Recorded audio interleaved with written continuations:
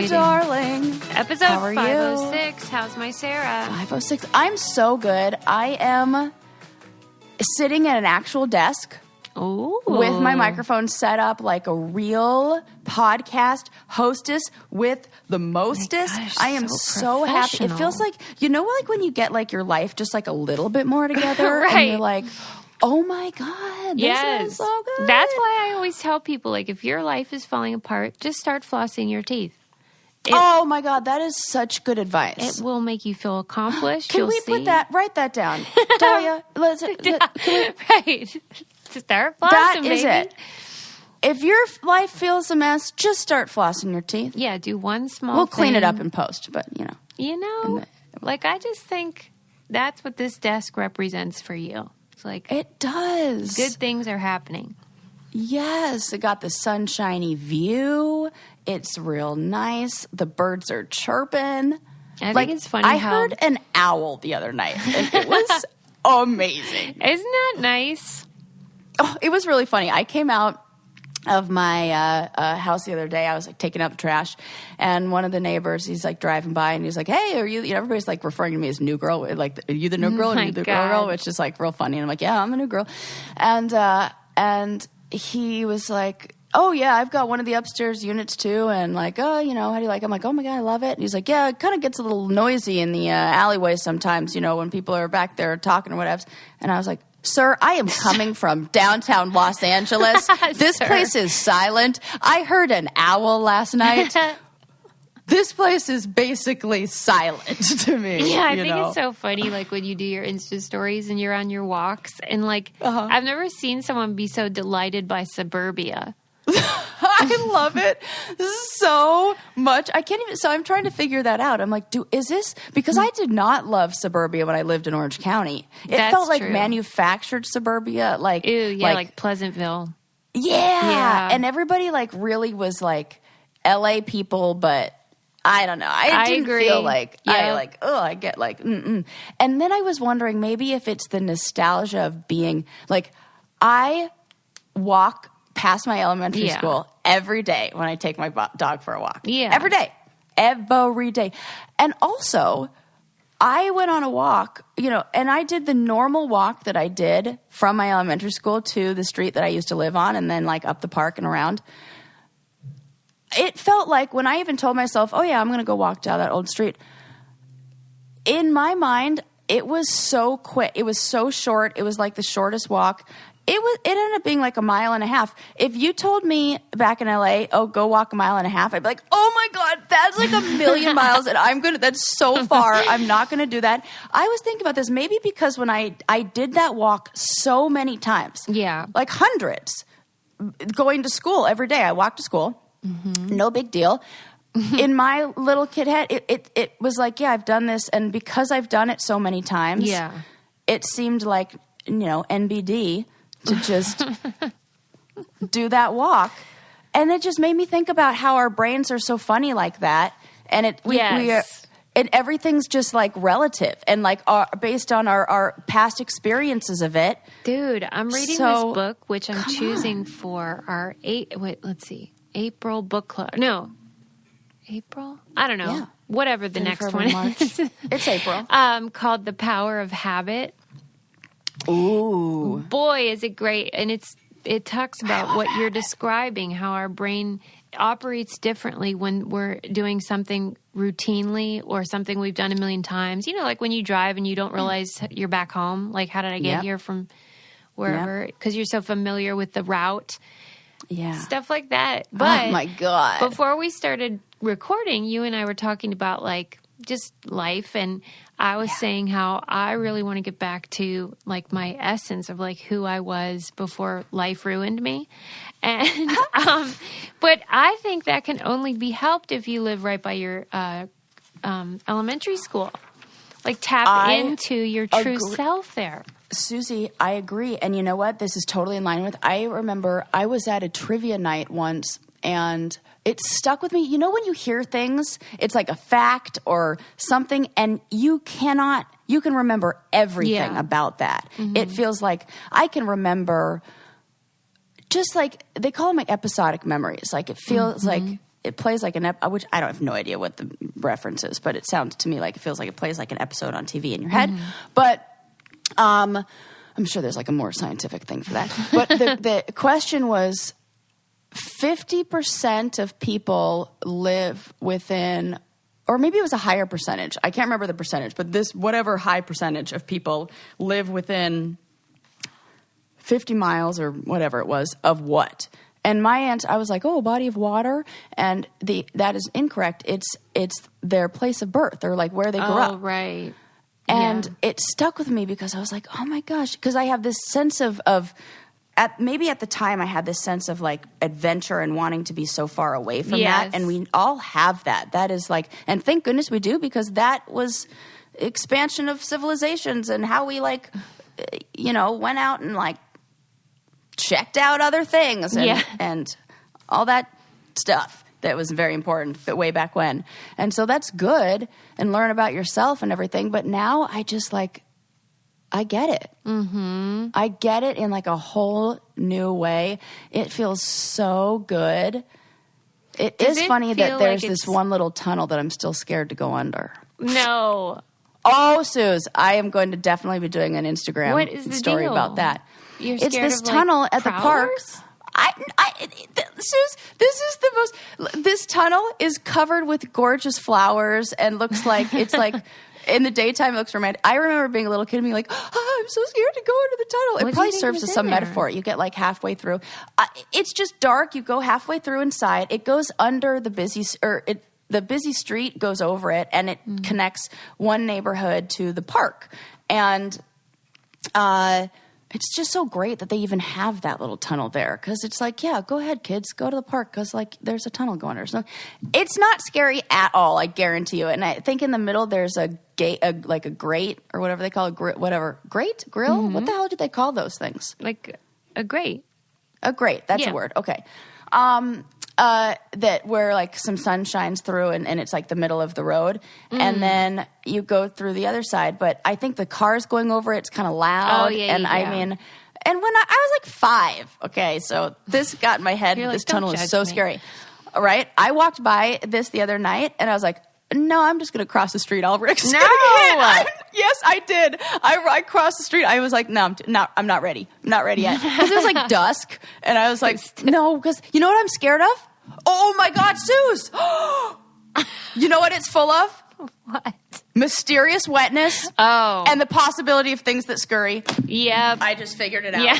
This might be the origin of my fear. Yeah, right. Well, actually, I might just be able to cure that. A little exposure therapy. We're really making. We did. We had a breakthrough. Like, making breakthroughs over here. Sarah I just talked myself through like all of my childhood. I gotta turn the volume down on myself. I'm like getting too excited over here. Oh, that's better. Woo.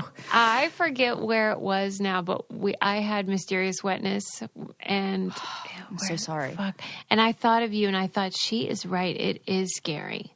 It's like, where did it come from? What is it? So mysterious. There's not that many. It's so mysterious.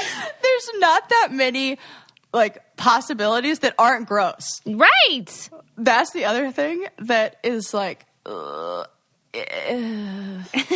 yeah, nothing good is going to come from it. Gosh. Yeah. Well, none of these things are things that I wanted to talk about today, but just did you want to talk about a good ritual to have is taking your ritual vitamins? If you're going to start somewhere, like after you master flossing, absolutely, congratulations. Throw this on. Yeah, this is like level up with some vitamins that you could introduce to your routine that will do what I said earlier. Make a small change, and it will snowball because you'll say, oh, well, that was easy and I feel better. Because ritual vitamins are so awesome. They help you get all those nutrients and things your body needs, but it is time release, so it's gentle on your stomach. It smells and tastes like mint, and for me, that's a big deal because vitamins usually make me sick. Oh, and after, like if you have a baby, you might be forgetting to prioritize yourself, and they now have something called essential postnatal so that you get those nutrient needs postpartum too. They have something for everybody. So it's perfect for you, and it's sugar-free, vegan friendly, non-GMO, all that stuff. And they deliver it right to your door. A mother doesn't always put her needs first, but Ritual does. That's why they're offering our listeners 10% off during your first 3 months. Visit ritual.com/braincandy to start Essential Postnatal today, or one of their others varieties. Yes. Okay. I love it. Yes. What did you want to talk about, ma'am? I have so much fun stuff to share with you that I have. Well, one is really funny, and I'm sure that there's like a hilarious segue that I could have done even in the very beginning about talking about how, this is our episode 506, and can you believe we talk that much? And you would have definitely said something hilarious after that, and then I would have been able to say, hey, did you know that there was a recent study conducted at Harvard on basically whether or not we know when to shut up. Oh, I read this study. Susie! I was horrified. Horrified! Oh my God, I'm screaming that into that. I think I turned the volume up in the wrong direction. Woo! Sorry. That is so unsettling. Tell them about it. Susie, okay, so this study was conducted, and they were looking at, there were two different, they did like this two-pronged approach. So they did an online survey where they asked people a series of questions about conversations that they've recently had with a family member or like intimate friend, somebody that they knew really well, somebody that you would assume they care about, and maybe also have like a past with, maybe some like stuff to actually talk about. Right. And they asked him all these questions about the moment that they had wanted the conversation to end. They asked him like, when should the conversation be done? Yeah. Okay. Yep. Then there was another part of the study where they were paired up, where there was like an in-lab part. So they're like, okay, let's look at what the in-lab part. Yeah, let's watch them have conversations. Let's watch them and see, like, maybe people just don't like their relatives, whatever. Then they looked at the lab part, and so they put, I think it was like about 250 or so people paired up. And they're paired up with strangers, and then they just get to talk as long as they want. It's like anywhere between like 1 minute and an hour or so. And so then they looked at the data. I mean, I would love to ask you, but it blew my mind. As you clearly stated earlier, it is so surprising. 67% of the online survey respondents said that they wanted the conversation to end before it did. Right? Why the hell are we all talking? What are we doing here? Right. We should all, we're talking way too long. And, when they interviewed both people, like, they almost never agreed about when it should have ended.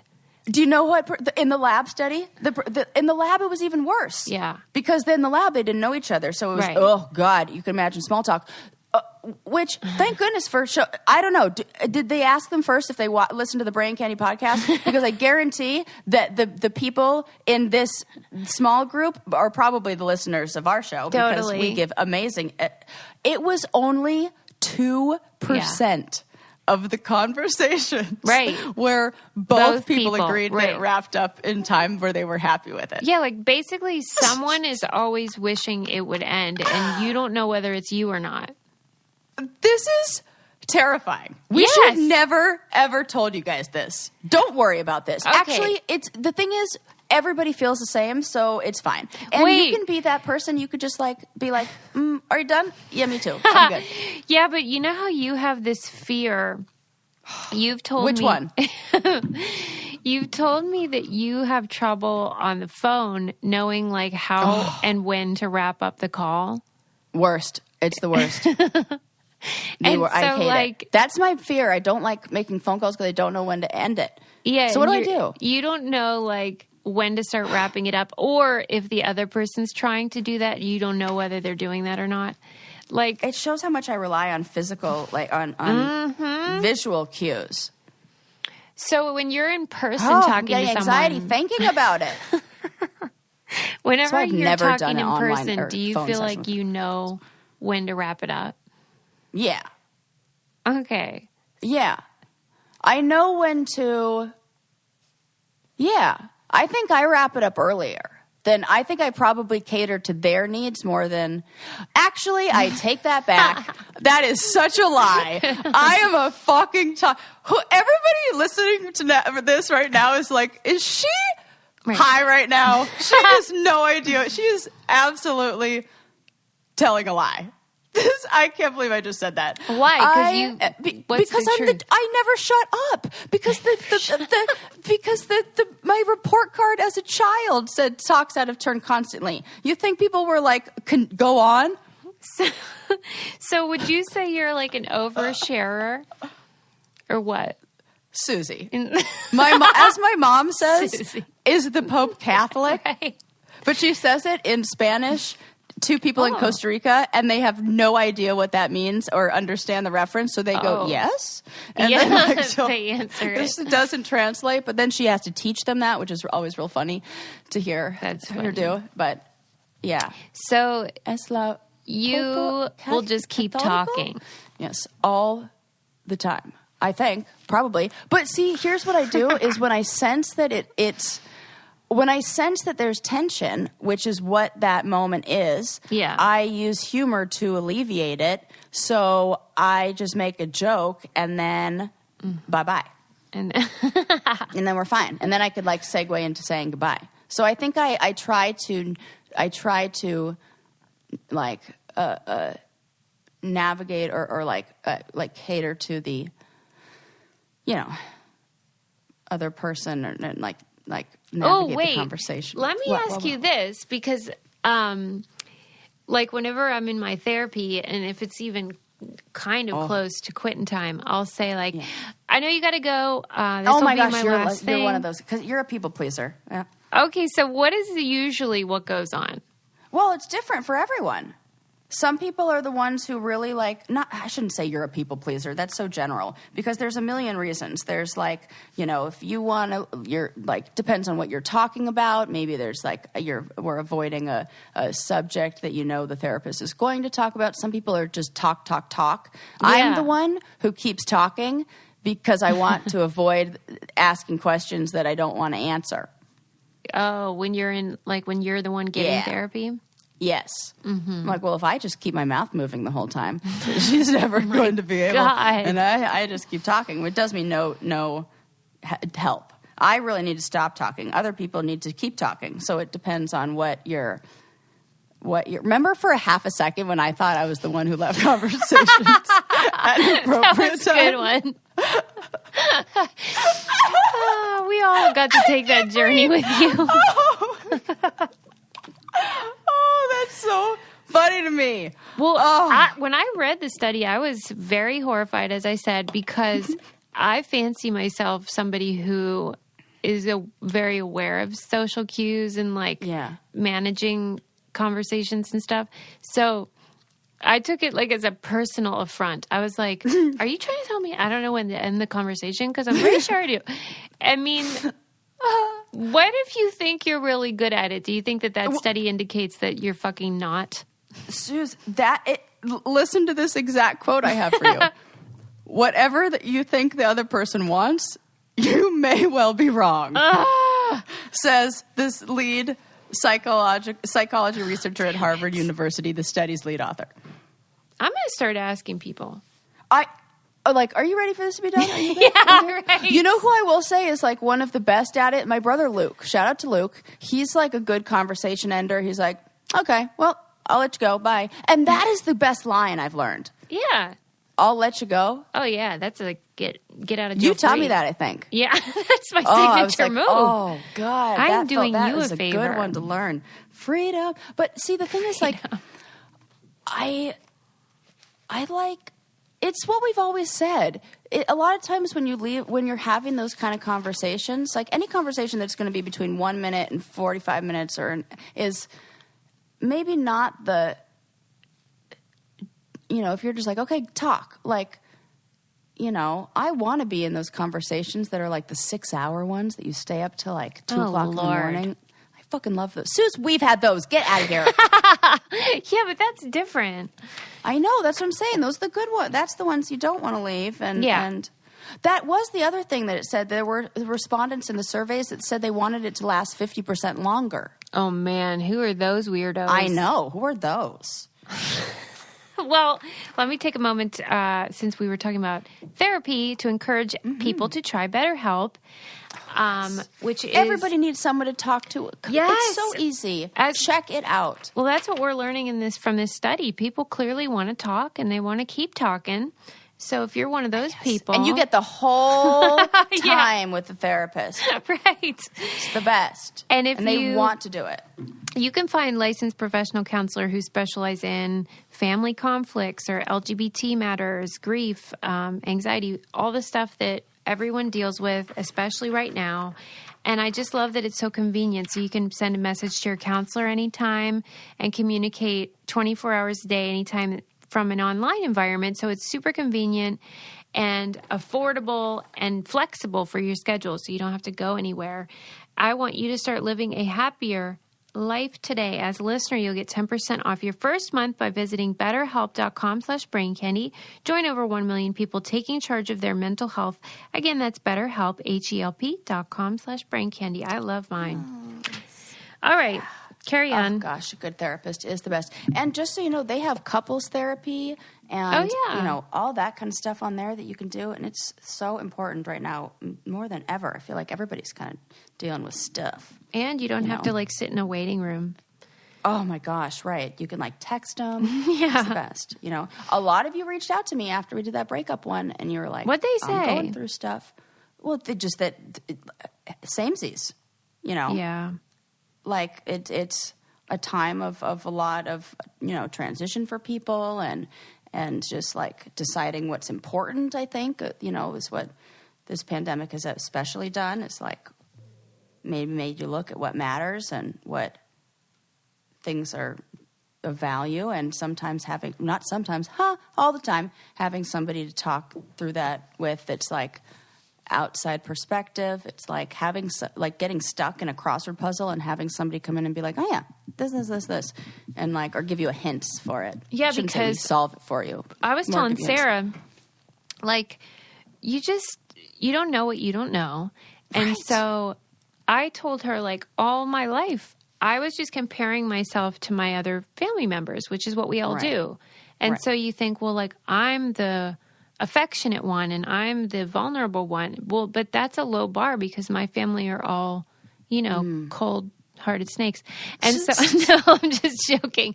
But then my therapist taught me that I was not what I thought. And that's not a scary or bad experience. It's I get it now. It's putting it all in perspective. Accurate reflection. Yeah. Yes, 100%. And here I was thinking my family, we're all emotional, and have emotional displays of emotion, but we are not vulnerable and able to discuss difficult emotions that are more negative. Well, and how you said, we have to do everything perfect. You go in your family, you're the one that's got a routine, but compared to you, yeah, it's a different comparison. I'm a crazy gypsy bag lady, right? It's so funny. Wait, I gotta write that down. A crazy gypsy bag lady? No, because I feel like people won't like that. I think that's a word I can't use anymore. I know, but sometimes you got to make an exception. Sometimes you can. I guess if I'm calling myself that, maybe it's us, I feel like maybe my mother said that exact phrase before. I mean, sometimes I do hate how, words that get banned, for good reasons, but, they were so helpful whenever... Yeah. I have examples, but I'm not going to say them because people will be offended. Definitely don't. But definitely don't.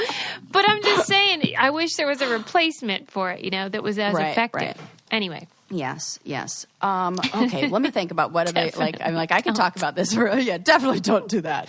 Yeah. So kind of when I once had an ex who was if I wouldn't say anything mean or say anything to hurt your feelings. If I wanted to hurt your feelings, I would say ba ba ba ba ba. And I was like, you just said it. So you have now successfully hurt my feelings. Right. Thank you very much.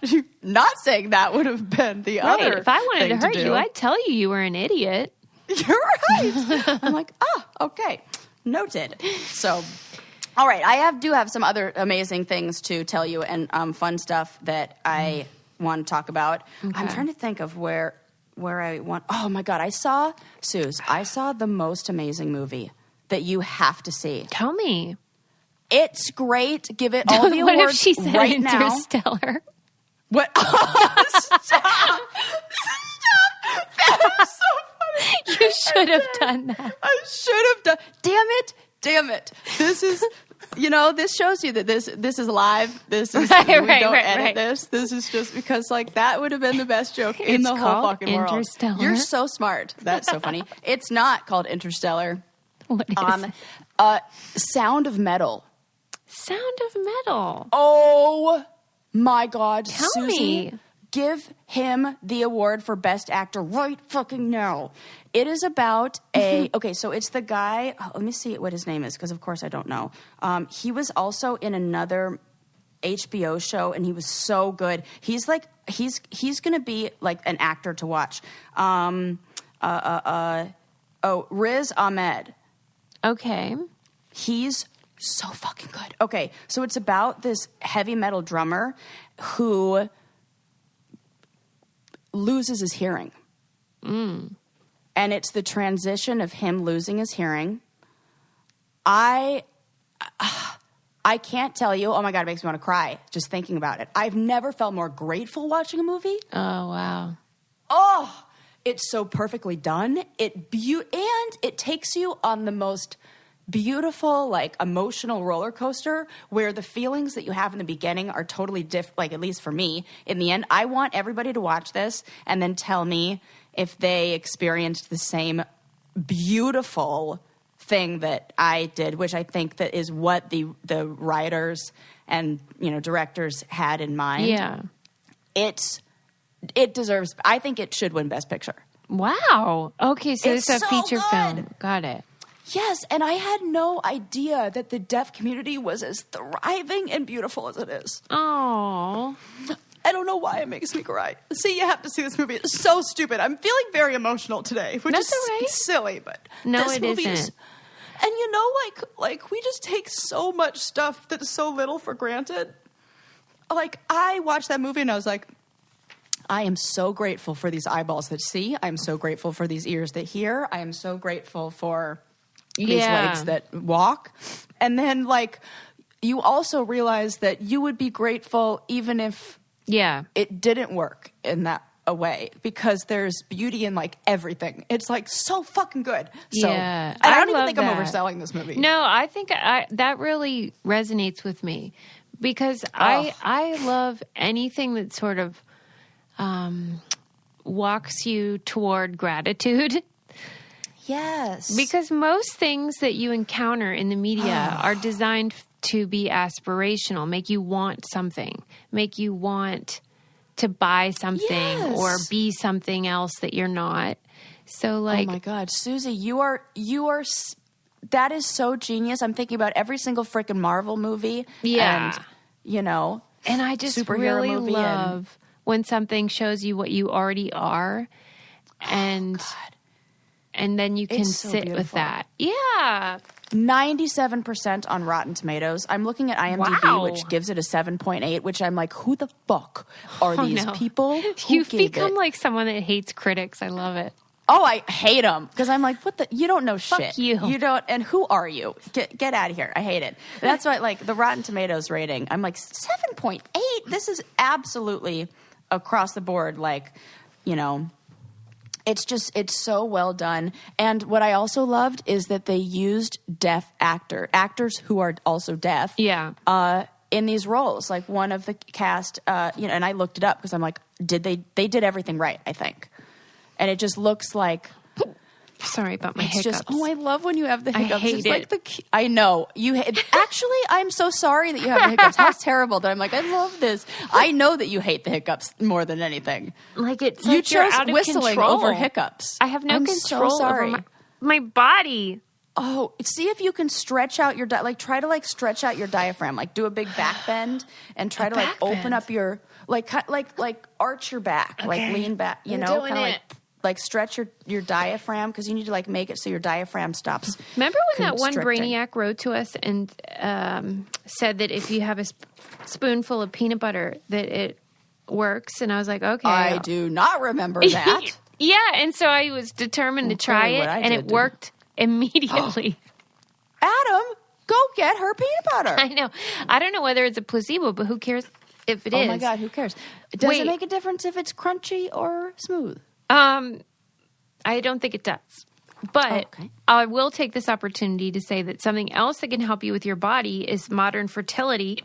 Yes. Which is a wonderful service that can help tell you about what is going on with your body and give you insight without having to go to the doctor or even leaving your home. You just take this test and it will tell you about your uterus, your eggs, if you have any red flags or PCOS or, more information that can empower you about your own fertility, your own body, your organs, your hormone levels. And that is power so that you can make better decisions for your health and your future and your family. I just really love it. And it's a fraction of what you would pay if you went to the doctor. And it's super easy too. So right now, Modern Fertility is offering our listeners $20 off the test when you go to modernfertility.com/braincandy. That means your test will cost $139 instead of the hundreds or thousands it could cost at a doctor's office. Get $20 off your fertility test when you go to modernfertility.com/braincandy. modernfertility.com/braincandy. It's super easy, and then you'll get your personalized results within 10 days. It's great. Yes. Okay, Sarah. Sorry. Yeah. So you definitely have to see this movie. Okay. Oscar nominated for Best Motion Picture. Okay. Best Performance by an Actor in a Leading Role. Best Performance by an Actor in a Supporting Role. Best Sound. Best Original Screenplay. Best Achievement in Film Editing. And definitely should win Best Sound. Where did you hear about it? So I was watching. Oh, first of all, it's on Amazon Prime. Oh, okay. You can watch it for free if you have Amazon Prime. I was watching something else and I saw the preview for it and I was like, oh my God, that sounds amazing. And it's funny because like, I know that Ren had said a long time ago, like probably when it first came out, hey, do you want to watch Sound of Metal? And then gave me the synopsis or something. And I thought it was another movie and I was like, oh no. And you know how like you have to watch a movie at like a right time? Yeah. Like, this was like perfect timing. I just like sat in that place of gratitude and like, I guarantee I would have fallen asleep because I don't know. That was just like narcoleptic to movies most of the time. So this is one where I like stayed watching the whole entire time and it was so good. And then I don't know if it was because I was like listening to that movie or something, but then the next morning I was scrolling through Instagram and there was a Vice a news article that came up that was on, and it's like a little short documentary they did that I watched. It was so cool. That was on a punk rock deaf club in the 80s in San Francisco. Oh, wow. And how punk music was huge in the deaf community because they could go to these shows and feel all the vibrations in the floor. Oh, wow. That's cool. Yeah, and the same way EDM and like electric dance music and all that stuff is really popular now because they can go to like the raves and events and like the lights and the all those like EDM kind of stuff. I wonder too, like how a lot of artists have interpreters now that do sign language for their songs. Is that just getting attention now that we have social media, or is that actually a new thing? I don't know. I think that, I think it's maybe the artist who decides to be inclusive, Okay. I think it might be. Do you think they were doing it in like the 80s? I think that all I can think, first of all, I have no idea. I think that is, I read somewhere recently that it's like the invisible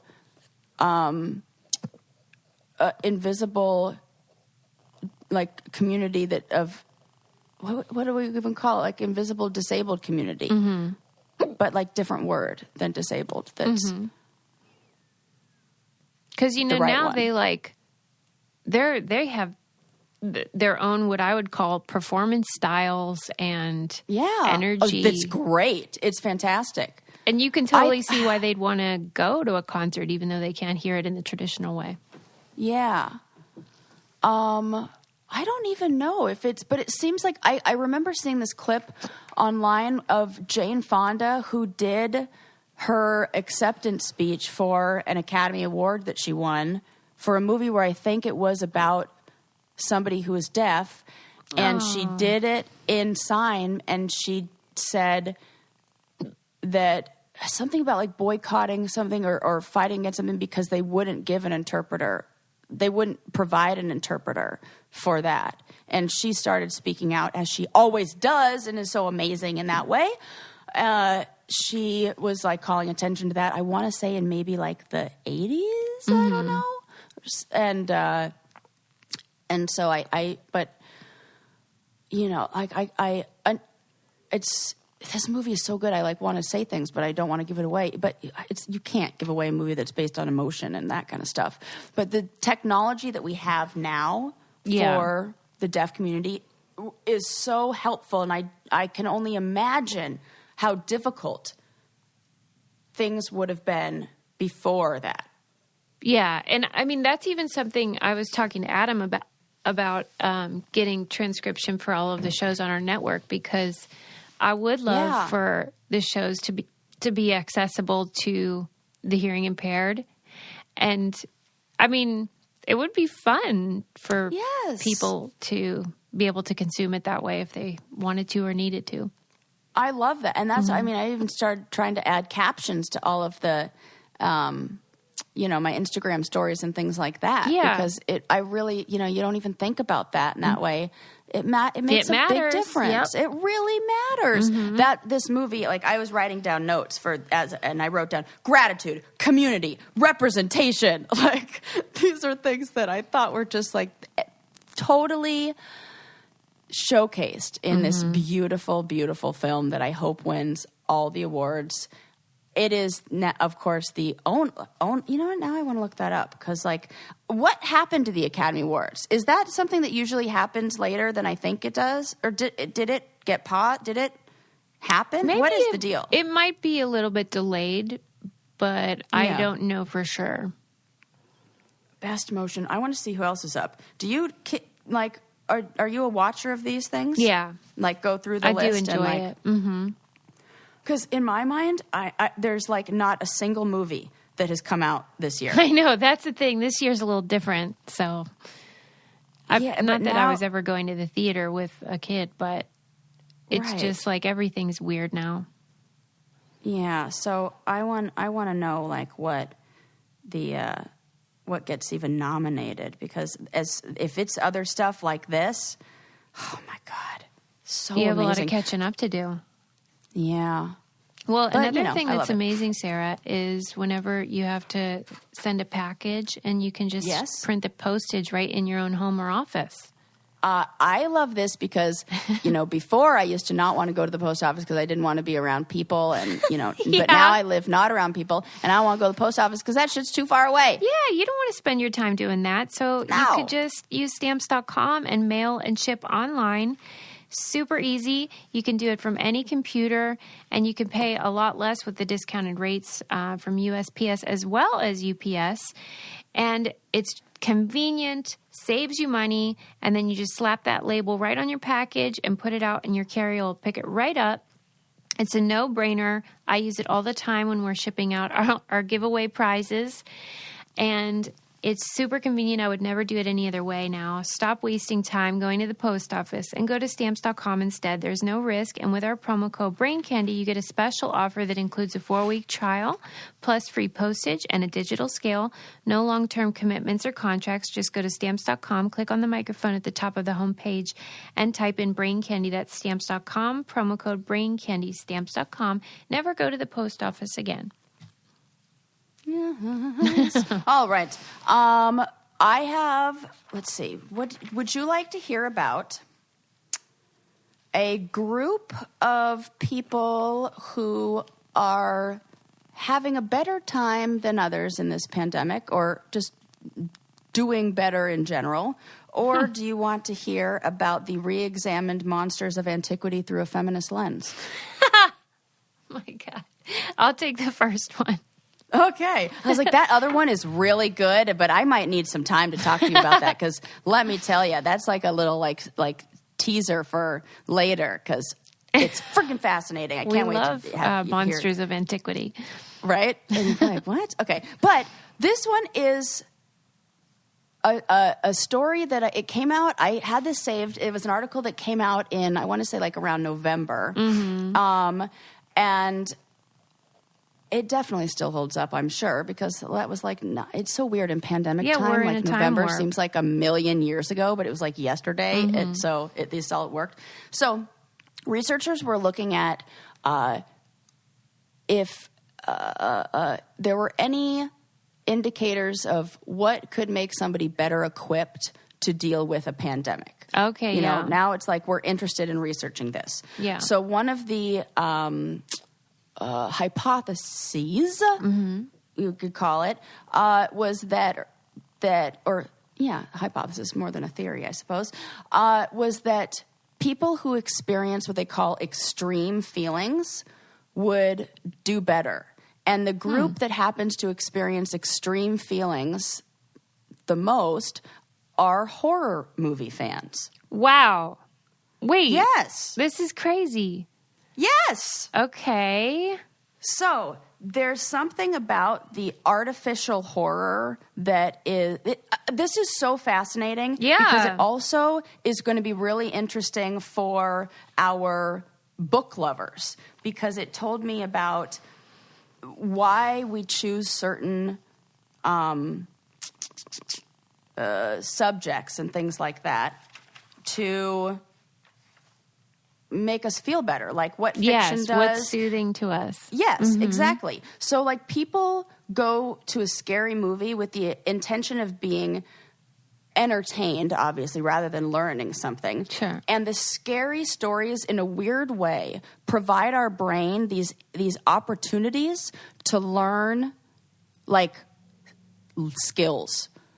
It's like the same reason why I have my zombie survival kit next to the door, and like preparation like for the apocalypse, also for an earthquake and other things that are far more reasonable and rational than the zombie apocalypse. Yes. Because after watching like The Walking Dead and things like that, where it's like, okay, we need this, and in a way, it's fun to watch that because your mind gets to like prepare for that, right? And it like feels like it soothes it, and then.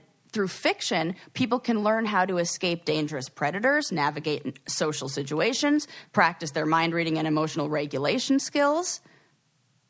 Oh, look at that. And then people who indicated that they were horror fans, there's something in particular with these horror films, because they were engaging more frequently with what they called frightening fictional phenomenon. Frightening fictional phenomenon. And this frightening fictional phenomenon allows us to put our mind in a very scary situation without having to physically be in one that causes all of the trauma and the, like body keeps the score shit. Yeah. Yes. And so they experience less psychological distress in real life. When there's an actual... Yes. Really? Yes, they say that this is like correlation, not causation, of course. Yeah. And it says one reason that horror use may correlate with less psychological distress is that horror fiction allows its audience to practice grappling with negative emotions in a safe setting.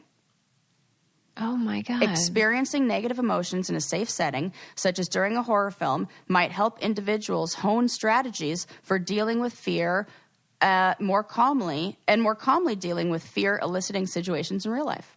Do you think there's any chance that, because you know how sometimes we don't know the direction of causality, so it could be the case that calm, reasonable, great decision makers tend to like horror movies? Like maybe it's that direction? Yeah, I mean, that's what I was thinking too. If like maybe it's people who are, and they did categorize these things. So they put them in different categories of movies. Like they looked at alien invasion, apocalyptic, post-apocalyptic, and zombie, and they put that in one category called prepper genre. Oh, wow. And then they're... Prepper genre. Right? And then these ones were the ones who had fewer negative disruptions in their life with the pandemic. Oh. Mm-hmm. And then, oh my God, the other thing that you know, it's funny because like the last two paragraphs of the article I didn't get to because on the third to last paragraph of the article was it says, finally, the participants were also asked to rate themselves on the morbid curiosity scale. And don't you know, I was like, well, I have to take that. So I took that. Tell me.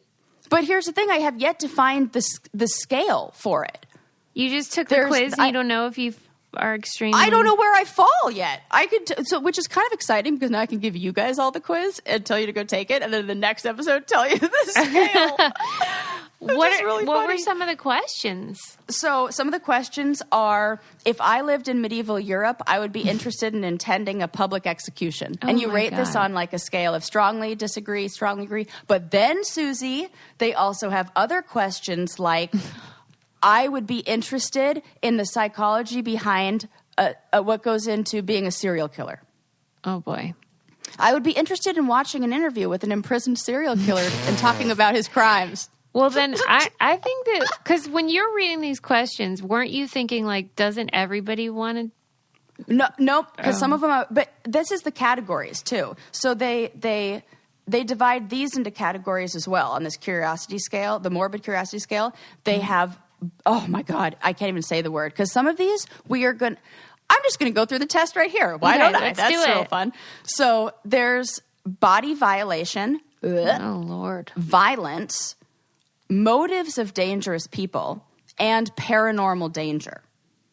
Okay. And so they calculate this like trait morbid curiosity on these responses. So some of the ones, there were a lot of them that I scored, not a lot, but all the ones that were on the curiosity of or paranormal danger, I was like, strongly agree. Hello. One of them, I think the supernatural is an interesting topic.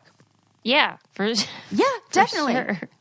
However, if a head transplant was possible, I would want to watch the procedure. Oh, come on. Yeah, no. Strongly disagree. That would be a hell to the no. Yeah, right. Okay. How about this one? If I lived in ancient Rome, I would, and you're going to say strongly disagree. Wait. Oh, I see. Strongly disagree, disagree, somewhat agree, or strongly agree. I hate when they don't give you a neutral one because it's like, right. There's no middle. You have to pick a side, which I hate. Okay. If I lived in ancient Rome, I would be interested in attending a gladiatorial fight.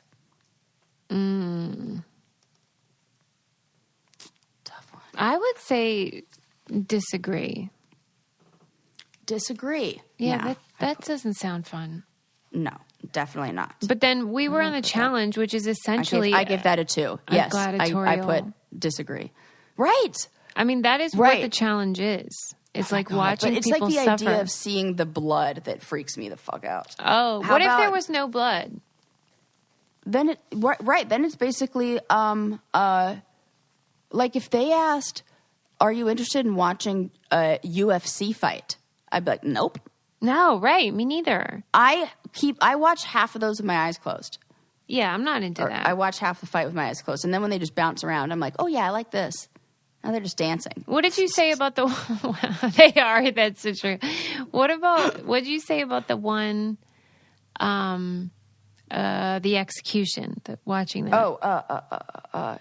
If I lived in medieval Europe, I would be interested in attending a public execution. Yeah. Would you be into that? Strongly disagree. Yeah, me too.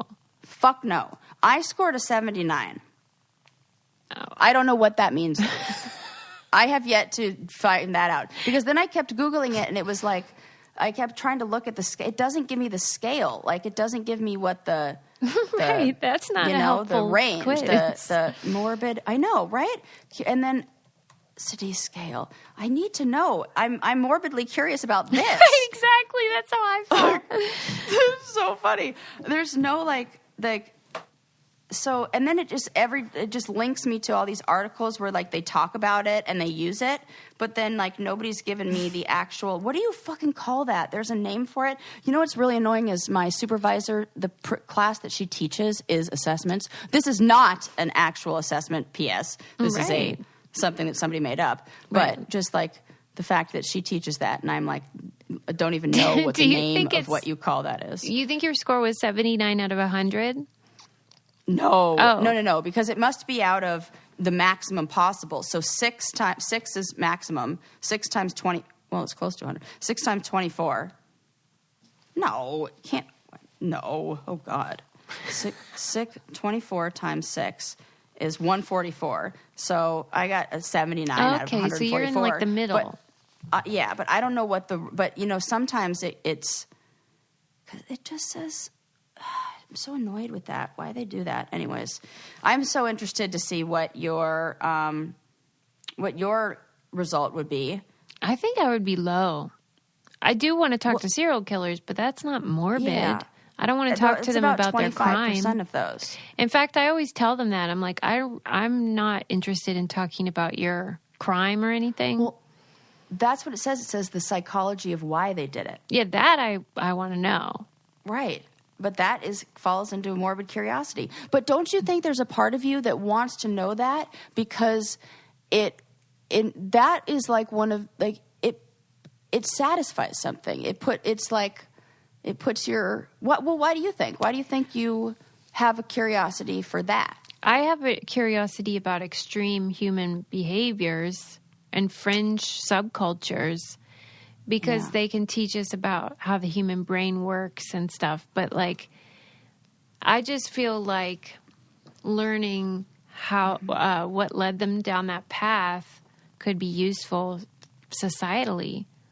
Absolutely. But I think that's interesting that you called it extreme human behaviors. And in the article, they called it extreme feelings. Yeah. But I think some people really do like to know the kind of the gory details. Yeah. Which is a different I know they do. Fascination. Ugh. Yeah. I don't know. Either. I'm not into horror movies. They did say in the article that if you are somebody that hates horror movies, then watching it could make it worse. Yeah. Oh, okay. Right. Yeah. So if you're inclined to watch them, you'll be soothed or whatever. It'll be beneficial. Yeah. But it would be traumatic if I did. Yeah. And it's like you have to learn first how to accept the feeling of being afraid or anxious. Mm-hmm. And then you have to learn how to overcome that feeling. Acceptance and then reorganization. Do you think that like people who have a morbid curiosity, what do you think in general? Can you paint them with a wide brush at all? No, I think it's the same as that, you know, kind of like when you looked at music and about personality and music, it's not what you think. The people who are obsessed with death are the ones who are the best at dealing with it and coping with it. Mm-hmm. And the ones who, you know, especially after we read that, well, in a healthy way, of course. And but after we read Confessions of a Funeral Director. Mm-hmm. It totally changed my mind on the death narrative and how we just have it really messed up in the United States and how it's not helping anybody to not. So I think it might be backwards to what we think it is, as so many things are. Hello, if we've learned anything on here, isn't it that? Mm-hmm. Our brain it's basically like whatever your brain is saying, it's probably the opposite of that. When I was reading You keep talking, it's probably the opposite. You should probably stop. When I read recently that book by the woman who was in the Manson family, Chuck Manson, like when they were she was describing the crimes that they were committing and how Charles never killed anybody. He just made these other people do it. Oh, I just cannot believe that he could convince people to do something that is so unnatural. You're like an expert in cults, Suze. You like teach about that. How that feels like. I know. Is it that you can't believe it, so that is why you teach it and research it? Yeah, I want to Yeah, of course, understand things that like it's fascinating. Just can't believe are true and that humans could be capable of. I mean, that's why like you turn on the History Channel, it's like nonstop Hitler because everyone wants to know like so how crazy. could someone be that evil?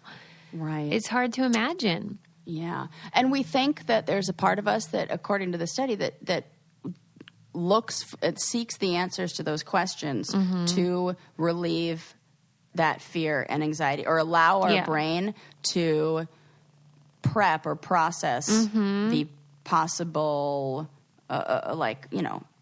basically emotional regulation in those extreme cases. Yeah, I get that. Interesting. Let's wind it down. I thought you would like that. Look at that. I do like it. Great. Well, Great. Friends, let's wind it down. What do you say? We've talked about morbid curiosity. I liked when we got to talk about your therapeutic breakthrough about the mysterious wetness and things that's scurry. Oh, my God. That is really funny. You made some progress. Yeah, I'll write that down. Okay. Figure it out. Mysterious wetness. Everyone problem. needs to watch Sound of Metal. Oh, my gosh. Please watch that. If you feel like you're in a small talk situation and you can't remember any other facts from the podcast, you can just be like, we good, and then just walk away and you're fine. Like NBD. I mean, I've been in a lot of conversations that I was like actively trying to wrap up and that person was I not. just moved to a new neighborhood. Come on. Yes. And it's just like they don't pick up on the cues of like, all right, you know how like you do the wind down. Yep. All right. And I do the hand in the air and the fade. And then you got to start all over. Like if they don't get it and they start, then you got to start from the beginning. I will say I do live in a neighborhood with people who are a little older and they like to talk. And why are you whispering? It is really because I don't know if they can hear me. Why would they hear you? They are older, so maybe they can. No, I'm kidding. I think that's a slim chance. That's really funny. Thank you guys so much for checking out our merch and buying it. We're always updating the store. God, yes. I love seeing you guys wearing it. In fact, I hope you guys, if you're like thinking, oh, what do I want to get? Those mugs that are color changing, or not color changing. Yeah, color changing. Magic mugs. The ones that go, magic mugs that go from hot to cold. That really helps me out to know whether I need to microwave my coffee, and I just really like doing that instead of having to stick my finger in it or drink cold coffee. That is if a you're one of handy those tool. people who, I love it. Every single time it heats up and I see that and it says, the secret message that you have to go to our website to check out to see, or the reveal, I get happy. Yeah. All right. Check that out. Don't forget to subscribe and leave us a review. And we love you. Man. We'll see you next time. Bye. I hope you enjoyed that show. You got this far, so you must be a hardcore podcast fan. We'd love to invite you over to our podcast, Twinning at Life. We'll be gossiping about relationships, yes, ours included, bachelor chatter, pop culture, reality TV, and really a bunch of real life stuff. Come join us and have some fun. Just search Twinning at Life on your podcast app.